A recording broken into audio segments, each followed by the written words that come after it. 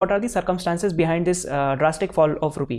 Confusion है कि कैसे डॉलर के मुकाबले रुपीस की वैल्यूज घटती रहती है। हम हमेशा से न्यूज़ में सुनते हैं कि रुपीस जो है वो घट रहा है, उसकी वैल्यूज और गवर्नमेंट को क्रिटिसाइज भी किया जाता है। तो आज हम ये सारे डाउट्स को क्लियर करेंगे।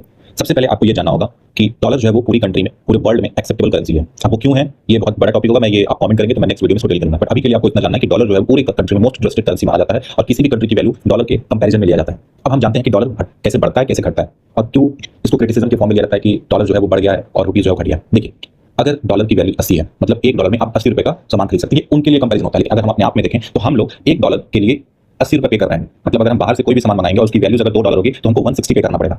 लेकिन अगर इसकी वैल्यू, अगर रुपीस की वैल्यू घट जाती है और डॉलर की वैल्यू बढ़ जाती है तो ये जो होता है वो 90 रुपए पहुंच जाता है। यानी अब हमको $1 के बदले 90 रुपए पे करना पड़ेगा। मतलब अब हमको $2 का सामान खरीदने के लिए 180 रुपीस करना पड़ेगा। और हम फॉरेन से जो भी सामान मंगाते हैं वो डॉलर में ही मंगाते हैं।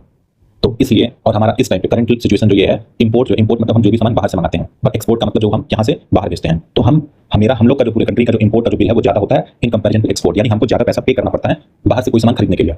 तो ये सॉर्टेड हुआ कि कैसे जो है ये वैल्यूज घटना जो है ये नुकसान होता है। क्योंकि पहले अब हम $2 के बदले में हमको 180 रुपए पे करना पड़ रहा है। क्योंकि डॉलर की वैल्यू जो है वो बढ़ गई है और हमारी वैल्यूज उसके कंपैरिजन में 90 रुपए हो चुकी है। पहले 80 रुपए था, अब 90 रुपए हो चुका है। ठीक है, ये सॉर्टेड है। इसके 4 टर्म हमको जानना पड़ेगा: एप्रिसिएशन, डेप्रिसिएशन, डिवैल्यूएशन और एवैल्यूएशन। ठीक है, एप्रिसिएशन क्या होता है? एप्रिसिएशन जब होता है कि जब जो रुपीस की वैल्यू बढ़ जाती है, जैसे 80 रुपए में $1 था वो अभी 70-70 रुपए हो गई, तो इसको बोलते हैं डेप्रिसिएशन। मतलब वैल्यूज घट रही है। डिवैल्यूएशन का मतलब गवर्नमेंट पर्पसली अगर काम कर रही है, डिवैल्यू करी मतलब उस करेंसी की वैल्यूज को घटा रही है। अब गवर्नमेंट घटाती किसी है क्योंकि उसको एक्सपोर्ट करवाना होता है, क्योंकि तब सामान जो सस्ते में रहता है, क्योंकि वो लोगों को अब $2 में ज्यादा सामान मिल जा रहा है तो वो ज्यादा खरीदेंगे इंडिया में से। इसलिए गवर्नमेंट पर्पसली करवाती है कभी-कभी रुपीस को डिवैल्यू। तो ये डिवैल्यूएशन होता है। और इवैल्यूएशन क्या होता है? जब पर्पसली गवर्नमेंट उसकी वैल्यूज को बढ़ाती है। ठीक, अब ये डेप्रिसिएशन का क्या-क्या कारण है? तो जब हमारा जो डिमांड, जब रुपीस की डिमांड होती है, जैसे डॉलर की डिमांड जब होती है, जब बहुत ज्यादा बढ़ जाती है, जब डॉलर की डिमांड बढ़ेगी तो लोग डॉलर पे ज्यादा रिलाई करेंगे, तो हमारे पे रिलाई करेंगे नहीं, इसलिए। या फिर अगर ग्लोबल अगर आप बात करें, क्रूड ऑयल की प्राइसेस बढ़ जाती हैं। जैसे क्रूड ऑयल की प्राइसेस अगर बढ़ रही हैं तो हमको ज्यादा पेमेंट करना पड़ता है। और हम पेमेंट कहां से करेंगे? डॉलर से करेंगे। डॉलर हमारे पास कहां रहता है? फॉरेक्स रिजर्व में रहता है। फॉरेक्स रिजर्व में हम जितने भी फॉरेन की करेंसीज, या फिर डॉलर हो गया, या फिर अगर हम बात करें तो गोल्ड रिजर्व हो गया, तो ये सब हम अपने फॉरेक्स रिजर्व में रखते हैं। इंडिया का फॉरेक्स रिजर्व अबाउट 6 या $700 के आसपास है। तो बिलियन, 600 बिलियन, 700 बिलियन, तो उतना है। तो हम वहीं से पेमेंट करते हैं। और जब हम वहां से पेमेंट करते हैं तो कहीं ना कहीं हमारा फॉरेक्स रिजर्व भी कम होता है।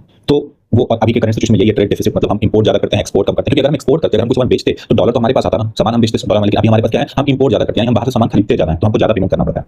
और ये वैल्यू कैसे बढ़ती है? सिंपलीफाइड वे में बात करें तो जैसे आपके पास 4 एप्पल है और आपको बेचना है। अचानक से क्या हुआ कि 4 एप्पल का दाम जो है वो डिमांड बढ़ गया। जैसे 4 एप्पल को पहले 4 लोग खरीदने वाले थे, 10 लोग खरीदने वाले हैं, तो आप क्या करोगे? सिंपली क्या करोगे? उसके प्राइसेस को बढ़ा दोगे। और यही चीज चलता है ग्लोबल मार्केट में। जब उसकी डिमांड बहुत ज्यादा होती है, डॉलर की डिमांड बहुत ज्यादा है, तो लोग उस पर रिलाई ज्यादा करते हैं और फिर हमारी वैल्यूज घट जाती है, क्योंकि हमारा डिमांड इतना नहीं जितना डॉलर की डिमांड है ग्लोबली अगर बात करें तो। फिर इसी सिनेरियो पे सब कुछ चलता है। अब ये डिमांड सप्लाई का जो खेल है ना, ये हर जगह अप्लाई होता है। आप चाहे वो कैपिटल आउटफ्लो की बात करें, हमारे यहाँ से जो कैपिटल आउटफ्लो होता है, हमारे फॉरेन कंपनी है वो यहाँ से निकलती है।